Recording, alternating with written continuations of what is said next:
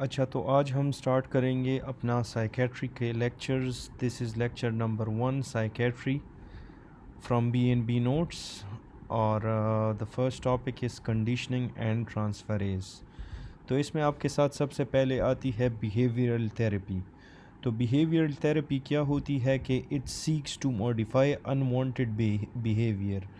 ये आपके साथ it seeks to modify unwanted behaviour, ये आपके साथ एक अनवांटेड बिहेवियर को मॉडिफाई करती है। ठीक है, फॉर एग्ज़ाम्पल एंजाइटी इसका मतलब ये है कि अगर एक पेशेंट एरोप्लेन में जा रहा है, ठीक है, तो उसको इनिशियली एंजाइटी होती है, लेकिन बार बार जब वो जाता है तो प्लेन में तो उसकी एंजाइटी थोड़ी सी कम हो जाती है, तो वो इस अनवांटेड बिहेवियर को मॉडिफाई कर देता है विद टाइम।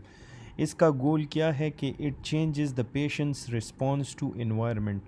तो पेशेंट का रिस्पॉन्स एनवायरनमेंट की तरफ चेंज होता है। इसमें आपके साथ दो टाइप ऑफ बिहेवियर आते हैं, एक को हम कहते हैं conditioning and the other is called reinforcement. और इस थेरेपी का एम क्या है कि it aims to alter conditioning and reinforcement. तो इस बिहेवियर थेरेपी का जो मेन एम है, ये आपके साथ इन दोनों बिहेवियर को अल्टर कर देता है, इनको मॉडिफाई कर देता है। तो सबसे पहले we will talk about conditioning.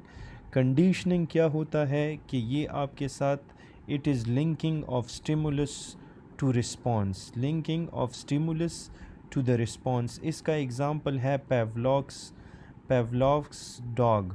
ठीक है, तो पहले इस सिनेरियो को आप देखें और समझें। तो पेवलॉक्स जो है एक साइंटिस्ट था या जो भी था, उसका एक डॉग था। तो when he gave him food, तो उसके माउथ से सलाइवा आ जाता था। फिर जब उसने फूड हटाया और बेल रिंग किया, तो यहाँ पे फूड नहीं था, तो डॉग के माउथ में सलाइवा नहीं आता था। लेकिन उसने जब वो बेल बजा देता था और नीचे वो फूड रख देता था, तो डॉग आ जाता, उसके मुंह से सलाइवा ड्रिपिंग होती। लेकिन फिर उसने अपने डॉग को इस तरह आदी किया कि जब वो बेल बजा देता था, डॉग आ जाता, यहाँ पे फूड नहीं होता, और फिर भी उसके मुंह से सिलाइवेशन आ जाती थी। तो the stimulus for the saliva was the ringing of a bell, और रिस्पॉन्स में क्या होता था, देयर वाज सिलाइवेशन। इसके दो टाइप्स हैं, एक को हम क्लासिकल कहते हैं, एक को हम ऑपरेंट कहते हैं। तो जो क्लासिकल कंडीशनिंग होती है, ये आपके साथ अनकंडीशनल स्टिमुलस और रिस्पॉन्स होता है। अनकंडीशनल, और इसमें आप याद रखो कि देर इज़ कंडीशनल स्टिमुलस, ठीक है, और अनकंडीशनल स्टिमुलस। तो क्लासिकल कंडीशनिंग में आपके साथ अनकंडीशनल स्टिमुलस और रिस्पॉन्स आता है, और it is the natural stimulus for particular response. जो नेचुरली स्टिमुलस आता है उसको हम अनकंडीशनल स्टिमुलस कहते हैं। फॉर एग्ज़ाम्पल फूड जब रख देते हैं तो उसके साथ सलाइवेशन होती है, this is a natural stimulus, that's why it is called unconditional stimulus. Conditional stimulus and response क्या होता है, this is unnatural stimulus for a particular response. जैसे कि पेवलॉक्स बेल बजा देता था and there was salivation, so this is unnatural stimulus. तो इसमें अनकंडीशनल में नेचुरल स्टिमुलस आता है, कंडीशनल में देयर इज़ अननेचुरल स्टिमुलस। और ऑफन रिस्पॉन्स इसका क्या होता है, इनवॉलेंट्री, तो it is not in the control. तो इसके एग्जांपल्स है सिलाइवेशन और फियर, ये दोनों आपके साथ क्लासिकल कंडीशनिंग में आते हैं। इसका क्लिनिकल एग्जांपल क्या है कि एनोरिसिस अलार्म, जो बेड वेटिंग करते हैं बच्चों में बेड वेटिंग होती है, उसके अलार्म जो है एनोरिसिस अलार्म जो है, it is treatment for bed wetting. ठीक है, एनोरिसिस इज़ एक्चुअली बेड वेटिंग। ठीक है, तो एनोरिसिस अलार्म इसका एक क्लासिकल कंडीशनिंग का एक क्लिनिकल एग्जांपल है।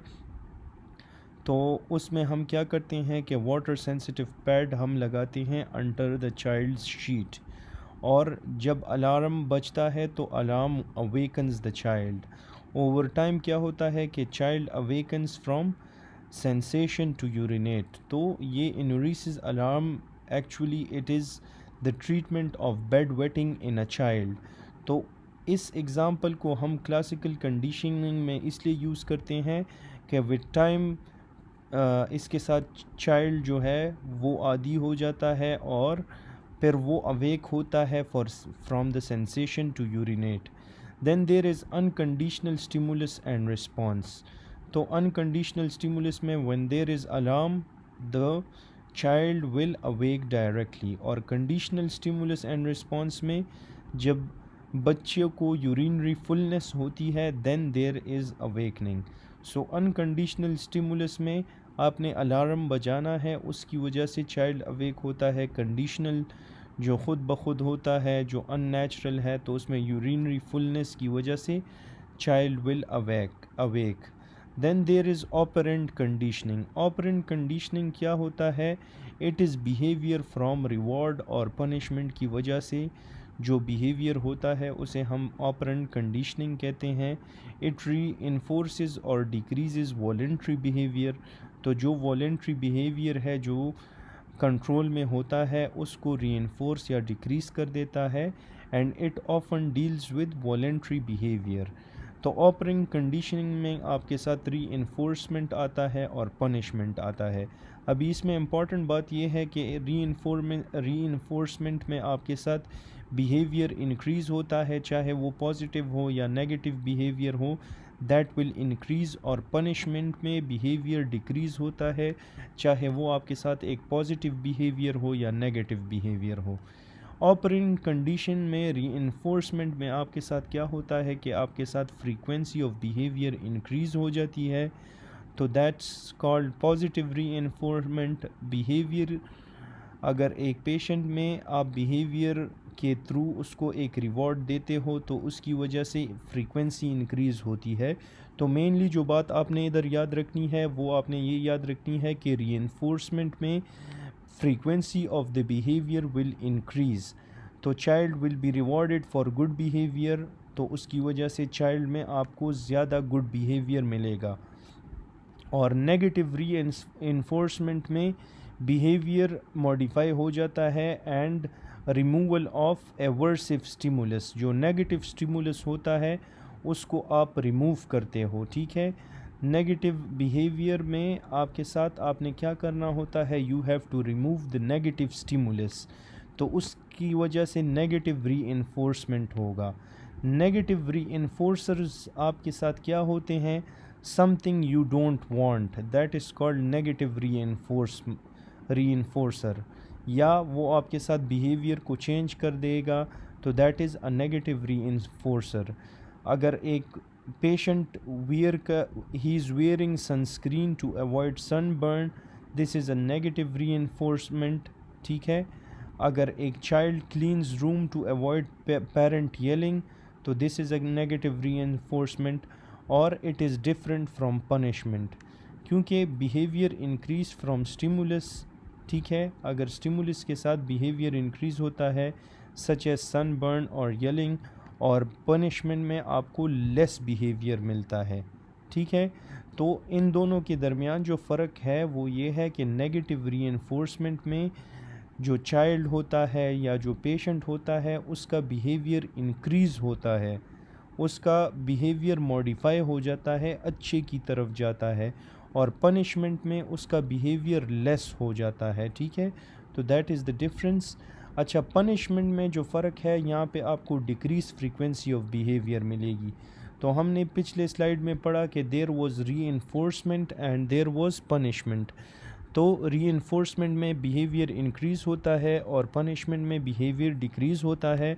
इसमें आपके साथ दो टाइप्स हैं, एक है positive punishment, one is negative punishment. तो पॉजिटिव पनिशमेंट में बिहेवियर में जो नेगेटिव स्टिमुलस होता है वो आपके साथ फ्रीक्वेंसी को डिक्रीज़ कर देगा, और नेगेटिव पनिशमेंट में बिहेवियर में आपने क्या करना है कि you have to removal of desired stimulus को आपने रिमूव कर देना है, तो उसकी वजह से there will be decrease in frequency.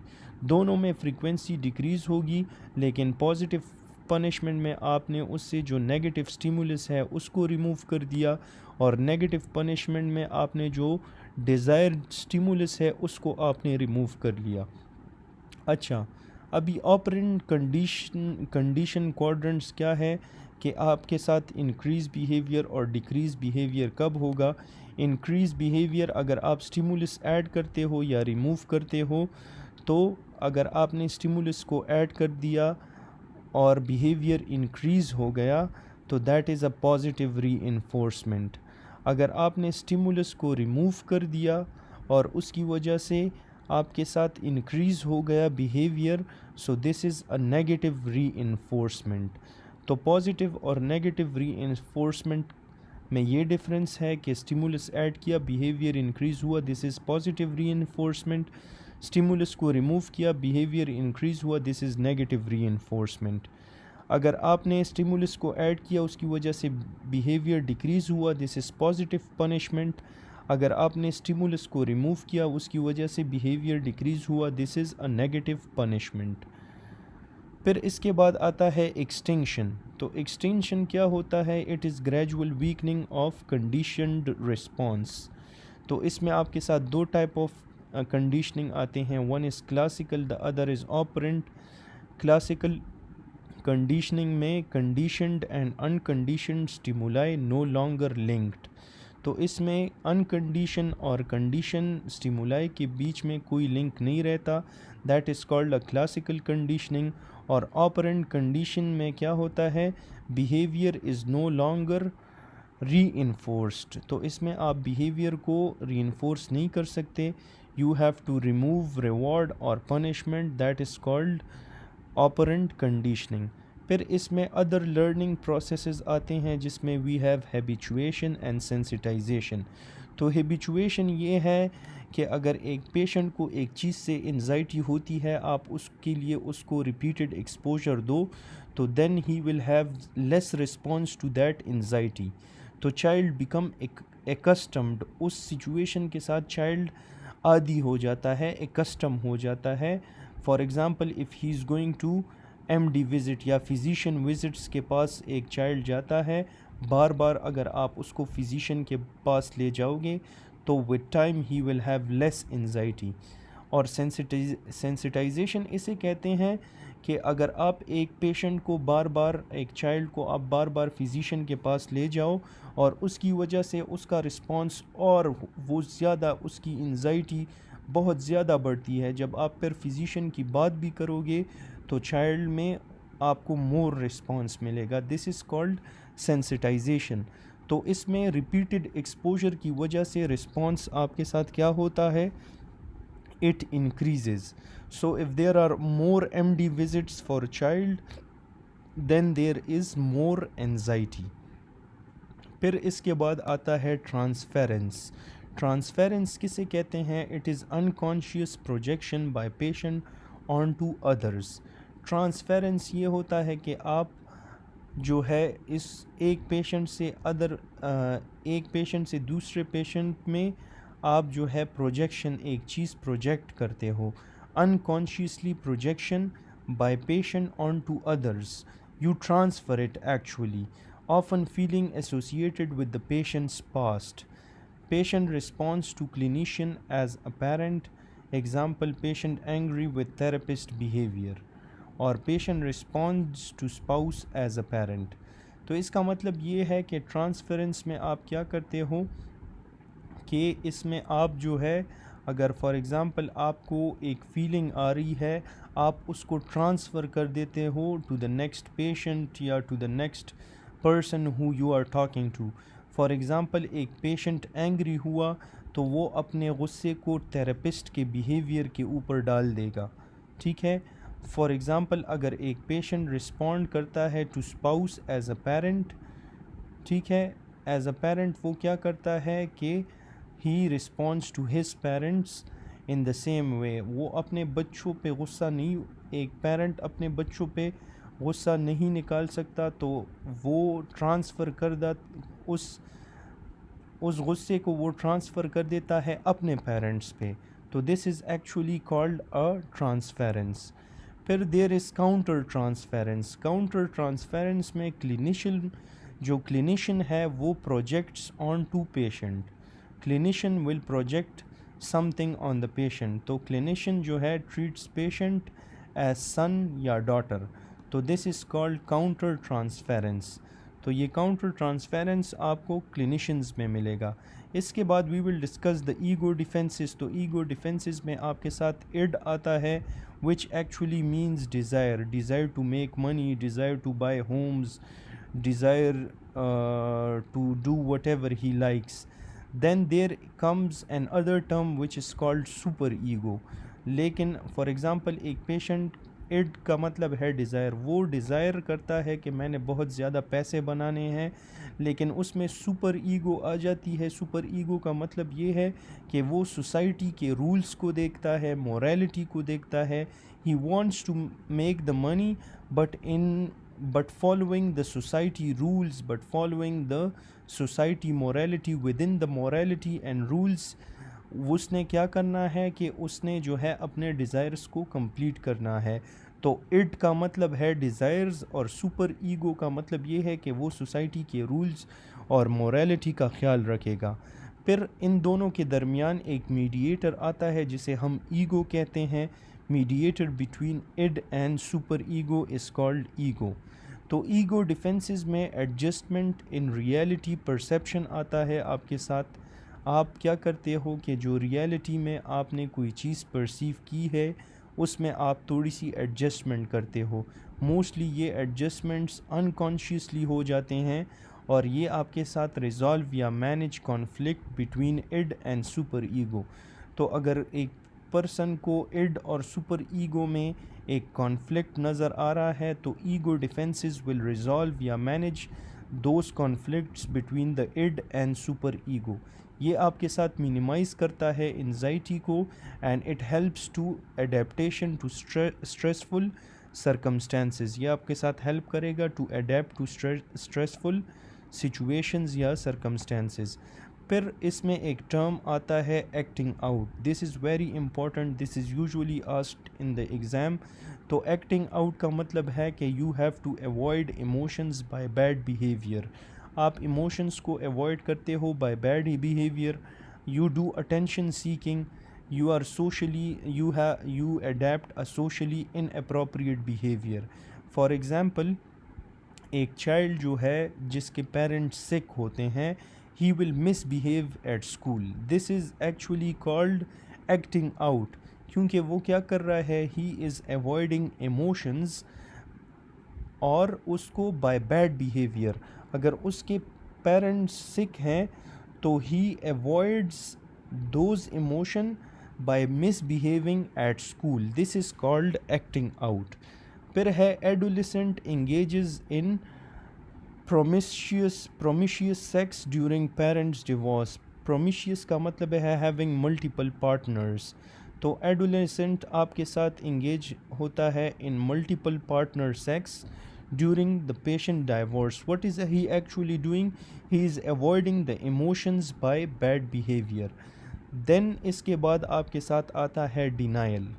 Denial क्या होता है? It is actually you are refusing to accept unpleasant reality. आप रिफ्यूज़ करते हो, आप कुछ मानते नहीं हो, एक अनप्लेजेंट रियलिटी को आप रिफ्यूज़ करते हो, दैट इज़ कॉल्ड डिनाइल।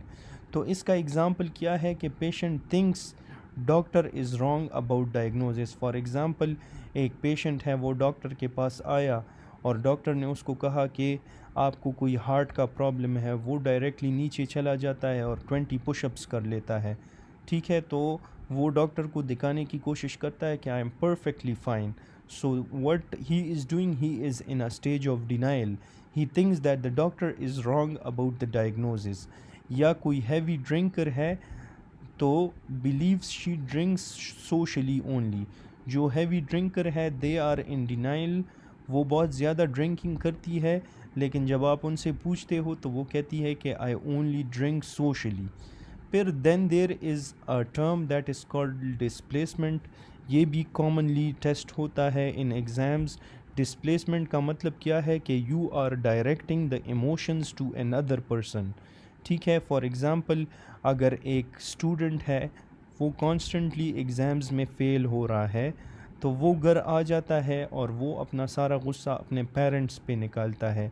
तो what is he actually doing? He is actually displacing his emotions to an other person. For example if a patient is angry at a doctor after injury, for example एक patient को injury हुई, fire arm हुआ या उसका हाथ टूट गया, तो जब वो डॉक्टर के पास आ जाता है, वो इंस्टेड ऑफ द इंजरी वो सारा गुस्सा डॉक्टर पे निकाल देता है, ठीक है, तो that is called displacement. Then there is a term that is called dissociation. Dissociation का मतलब क्या है कि आप कंप्लीटली डिटैच हो जाते हो फ्रॉम रियलिटी, आप उससे हट जाते हो, रियलिटी से डिटैच हो जाते हो, ठीक है. Often sudden onset after triggering events, for example एक पेशेंट को का रेप हुआ है, ठीक है, तो उस इवेंट के बाद इसका ऑफन सडन ऑनसेट होता है और वो फील करता है कि that he was detached from the reality. Many years बाद जब वो इस रेप के बारे में सोचता है, तो वो कहता है कि in my period of dissociation I was actually detached from the reality, ठीक है, तो that is called dissociation. It is often sudden onset है इसका, और आफ्टर ट्रिगरिंग इवेंट ये हो सकता है, ठीक है. फॉर एग्ज़ाम्पल एक पेशेंट का रेप हुआ है, पेशेंट में appear detached with flat affect, ये आपके साथ पेशेंट जो है ही विल अपीयर डिटैच्ड. उसके अलावा पेशेंट में लूज ट्रैक ऑफ टाइम, उसको वो उन जब उसका रेप हुआ है उस टाइम को वो बिल्कुल फॉरगेट कर देता है, so he may lose the track of time. Then there is a term that is called repression. Repression का मतलब है कि आप मोटिवेटेड फॉरगेटिंग करते हो, आप सिर्फ उस चीज़ को फॉरगेट कर देते हो, एक पार्टिकुलर मेमोरी या एक पार्टिकुलर फैक्ट को आप फॉरगेट करते हो जो आपके डे टू डे लाइफ को अफेक्ट कर रहा है, ठीक है. तो ये आप क्या कर रहे हो, you are repressing that particular memory या fact. So it is called a motivated forgetting. Usually forgetting one particular memory या बिहेवियर को हम कहते हैं repression. Often something that happened long ago, जो एक ऐसी मेमोरी हो किसी के पास जो बहुत अरसे पहले हुई है, ठीक है, and it is affecting him, या वो अगर उसके बारे में सोचता है तो उसको एंजाइटी आने लगती है, तो वो पेशेंट क्या करता है कि instead he forgets about that memory, ठीक है. For example a difficult period of childhood, तो वो उसके बारे में बिल्कुल फॉरगेट कर देता है, वो उस फीलिंग को रिप्रेस कर देता है. This is the first defence mechanism described by a scientist called Freud. और thoughts repress to avoid guilt, वो इन थॉट्स को रिप्रेस कर देता है कि वो गिल्ट को अवॉइड करें. फिर आपके साथ आता है फिक्सेशन. तो fixation is the failure to develop beyond a childhood growth stage. आप there is failure to develop beyond a childhood growth stage. For example एक पेशेंट है, वो सिर्फ अपने मदर के साथ रहा है, adult lives with mother and depends on her, ठीक है. तो इसमें क्या होता है कि उस एडल्ट की मेचोरेशन नहीं होती, वो मेच्योर नहीं होता, वो उसी चाइल्डहुड ग्रोथ स्टेज में ही रह जाता है, तो दैट इज़ कॉल्ड फिक्सेशन. इसमें ओरल फिक्सेशन आता है, जो जिसका मतलब है that the patient is stuck in the oral phase.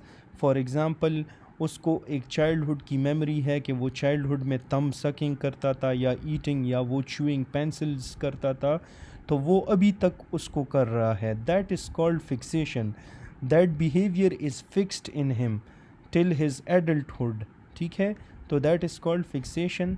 Then there is a term that is called idealisation. तो आइडियलाइजेशन का मतलब क्या है कि एम्फसाइजिंग पॉजिटिव थाट्स या मेमोरीज़, पॉजिटिव थाट्स और मेमोरीज़ को आप इसमें एम्फसाइज करते हो, और जो नेगेटिव थाट्स है या मेमोरीज़ है उसको आप डी एम्फसाइज कर देते हो, दैट इज़ कॉल्ड आइडियलाइजेशन. आप अपने आप को आइडियल बना देते हो, पॉजिटिव चीज़ों को आप एम्फसाइज या उसको आप इम्पोर्टेंस देते हो, जो नेगेटिव थाट्स या मेमोरी है उसको आप डी एम्फसाइज कर देते हो. Classically done with childhood events, ये आपके साथ होता है with childhood events. For example और फैमिली वेकेशंस वर ऑलवेज़ अमेजिंग. तो ये आपको हमेशा एक जो अफेक्टेड इंडिविजुअल है वो आपको कहेगा कि और फैमिली वेकेशंस वर ऑलवेज़ अमेजिंग। वो सिर्फ पॉजिटिव थॉट्स मेमोरीज़ को एम्फेसाइज करता है, और अगर उसका कोई नेगेटिव एक्सपीरियंस आया हो या कोई नेगेटिव थॉट या मेमोरी आई हो वो उसके बारे में बिल्कुल बात ही नहीं करता। Then there is a term that is called identification.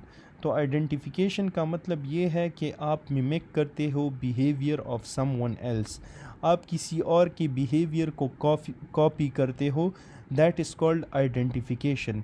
ये बिहेवियर आपके साथ पॉजिटिव भी हो सकता है, नेगेटिव भी हो सकता है, ठीक है। For example, child behaves like a school bully with little sister.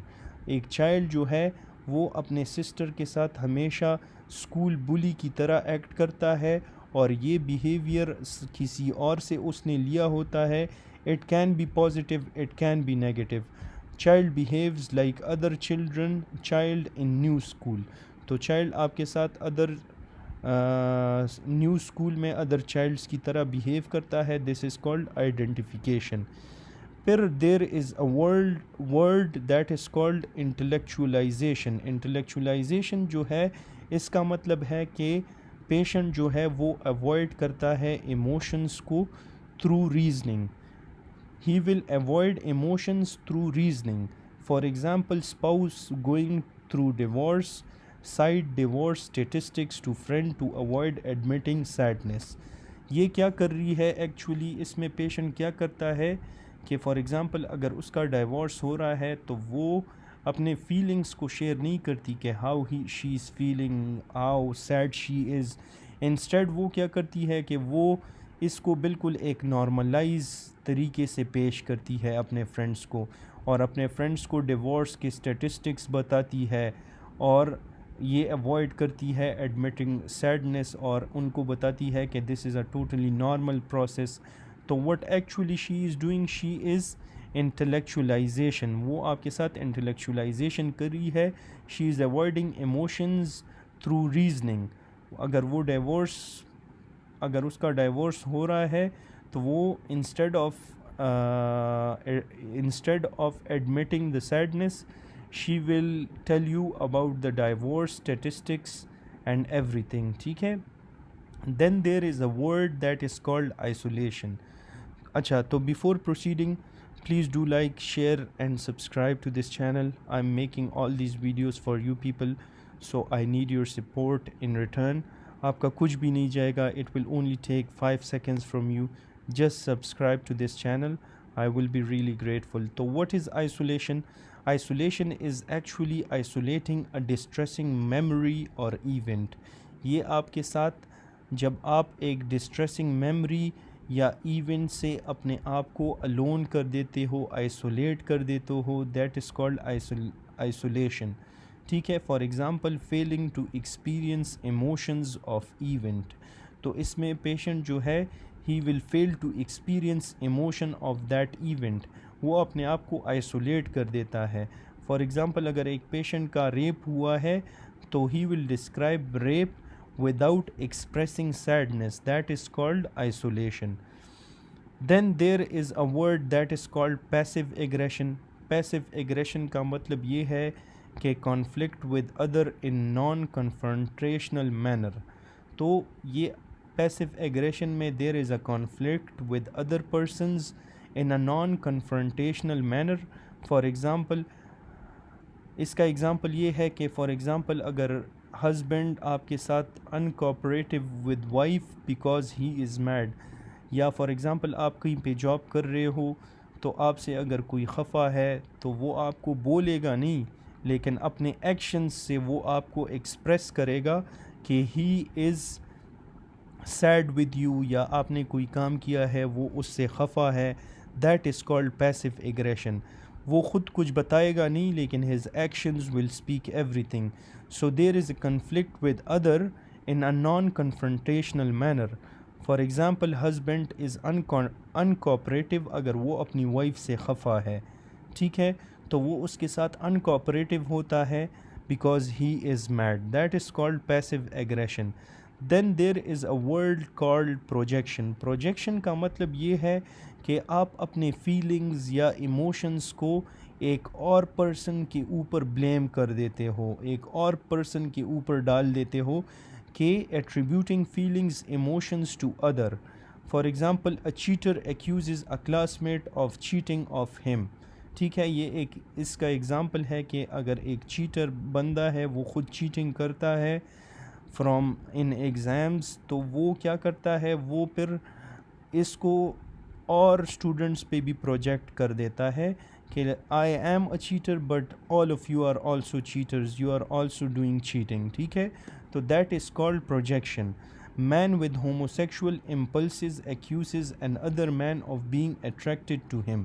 अगर एक मैन ख़ुद उसमें homosexual impulses है तो वो एक अदर पर्सन को एक्यूज़ कर देता है कि ये दूसरा बंदा जो है he is attracted to me. तो that is called projection. Then there is a word that is called rationalization.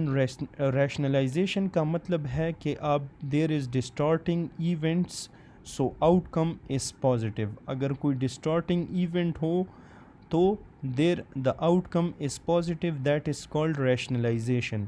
For example क्या है कि I am glad I got fired, I needed a change.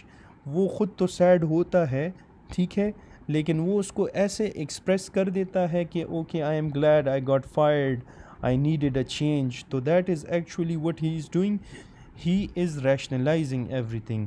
वो एक डिस्टॉर्टिंग इवेंट, उसकी job चली गई, ये उसका एक डिस्टॉर्टिंग इवेंट था. ठीक है, तो उसको क्या कर देता है कि वो उसको इस तरह एक्सप्रेस करता है कि अच्छा जो भी डिस्टॉर्टिंग इवेंट मेरे साथ हुआ है इसका एक पॉजिटिव आउटकम है, ये मेरे लिए अच्छा था, I needed a change and I am glad. So that is called rationalisation. फिर इसके बाद आपके साथ रिएक्शन फॉर्मेशन आती है. तो reaction formation is opposite behaviour to unwanted feelings. ठीक है, ऑपोजिट बिहेवियर होता है टू अनवांटेड फीलिंग या ऑपोजिट रिएक्शन होता है to unwanted feeling. That is called reaction formation. For example man who craves alcohol preaches abstinence. अगर एक patient ख़ुद अल्कोहल के लिए क्रेविंग कर रहा है, वो ख़ुद अल्कोहल इनटेक कर रहा है और वो दूसरों को एब्सटिनेंस के बारे में बताता है, that is called reaction formation. For example a woman despises mother throws birthday party. ठीक है, अगर एक वुमेन आपके साथ मदर को डिस्पाइस कर रही है, ठीक है, डिस्पाइस का मतलब है शी स्ट्रांगली डिसलाइक्स या हेट्स, ठीक है, मदर, और उसके लिए she throws a birthday party. That is unwanted feelings. ठीक है, opposite behaviour to unwanted feeling is called reaction formation. For example parent despises child shows extreme love or affection. तो patients hates child shows extreme love or affection, ये आपके साथ reaction formation में आता है. Then there is a word that is called regression. तो regression is reverting to behavior of younger person. आपका behavior change हो जाता है younger person की तरह. For example, stress adult watches cartoons from childhood. अगर एक एडल्ट स्ट्रेस्ड है तो वो क्या करता है, वो कार्टून्स फ्रॉम चाइल्डहुड देखता है. This is called regression. For example a sick adult wants parents to stay in hospital with them. तो सिक एडल्ट को पेरेंट्स की ज़रूरत होती है to stay with him in the hospital. This is called regression. फिर इसके बाद आता है splitting. Splitting is categorising others at extreme. For example wonderful और हॉरेबल पीपल. ठीक है, स्प्लिटिंग क्या होता है, आप कैटेगराइज करते हो अदर्स को एट एक्सट्रीम लेवल्स. वंडरफुल या हॉरेबल पीपल, आप पीपल को कैटेगराइज करते हो कि ये बहुत वंडरफुल पर्सन है, this is a horrible person. This is called splitting. Patient likes her doctor but hates nurse. This is also an example of splitting, और ये आपको बॉर्डरलाइन पर्सनैलिटी डिसऑर्डर में मिलता है. फिर there is a term that is called sublimation. Sublimation जो है वो आपके साथ when a patient is using negative emotions in a positive way, उसे हम कहते हैं सब्लिमेशन। नेगेटिव इमोशंस को पॉजिटिव वे में यूज़ करने को हम सब्लिमेशन कहते हैं। For example, anxious person becomes a security guard, aggressive person becomes a boxer.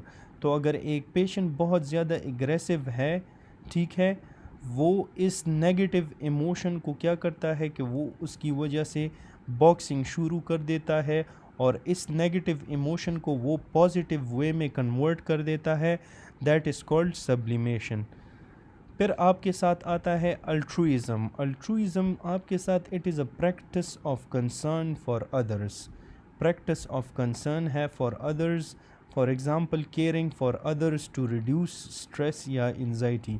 अल्ट्रुइज़म में आप दूसरों की केयर करते हो ताकि आपकी अपनी ख़ुद की स्ट्रेस और एंजाइटी रिड्यूस हो जाए। That is called altruism. For example cancer survivors जो हैं वो और कैंसर पेशेंट्स को जो है उनकी हेल्प करते हैं with the same disease, because they feel that it's going to reduce their stress and anxiety about the cancer. So this is a common practice and this is called altruism. फिर इसके बाद आता है suppression. Suppression क्या है कि it is a conscious defence mechanism. ये आपके साथ इंटेंशनली बंदा करता है ताकि वो अपने स्ट्रेस और एंजाइटी को रिलीव कर सके, और वो क्या करता है कि वो स्ट्रेसफुल थॉट्स या फीलिंग्स को इग्नोर कर देता है to cope with the stress and anxiety. For example, I am not going to think about that now. ठीक है, मैं उस चीज़ के बारे में कुछ सोच नहीं सकता अगर उसके साथ एक ऐसा इवेंट हुआ है जिसकी वजह से उस पे स्ट्रेस या एंजाइटी आती है, तो वो पेशेंट इन रिस्पॉन्स क्या कहेगा, that I am not going to think about that now. तो suppression is a conscious defence mechanism. It is done intentionally to relieve stress and anxiety, और इसमें patient he is ignoring stressful thoughts feeling to cope. फिर इसके बाद आता है humour. तो humour क्या है कि it is relief of anxiety with jokes and laughter. For example, आप मेडिकल स्टूडेंट्स अपने लिए ग्रुप स्टडीज़ करते हैं, ठीक है, तो वो प्रेप्स में ऐसे ग्रुप पार्टनर को अपने लिए चूज़ करते हैं कि उन पे तो एक स्ट्रेसफुल सिचुएशन होता है, प्रेप्स में वो एग्ज़ाम के लिए तैयारी कर रहे होते हैं, तो वो अपने लिए ऐसे पार्टनर चूज़ करते हैं जो उनमें जोक्स और लाफ्टर्स कॉज करवाता है और उसकी वजह से उनके एंजाइटी रिलीफ होती है। That is called humour. For example, medical student jokes about bored studying, या whatever they are joking about anything, this is called humor. And the final topic we are going to discuss is mature defenses. Mature defenses वो होते हैं जो आप में एक positive impact लाएंगे, ठीक है, ये आपके साथ नेगेटिव इम्पैक्ट्स नहीं ला सकते। ये जितने भी हमने पीछे रिस्पॉन्सेस या डिफेंसेस पढ़े हैं उनमें आपके साथ सब्लिमेशन, अल्ट्रुइज़म, सप्रेशन और ह्यूमर, ये चार चीज़ें ऐसी है कि ये आपके लाइफ में एक पॉजिटिव इम्पैक्ट लाती है। That is why this is called mature defences. So this was all about the first lecture of psychiatry. Hope you liked the video. Please do subscribe to this channel. Thanks for watching and see you in the next video.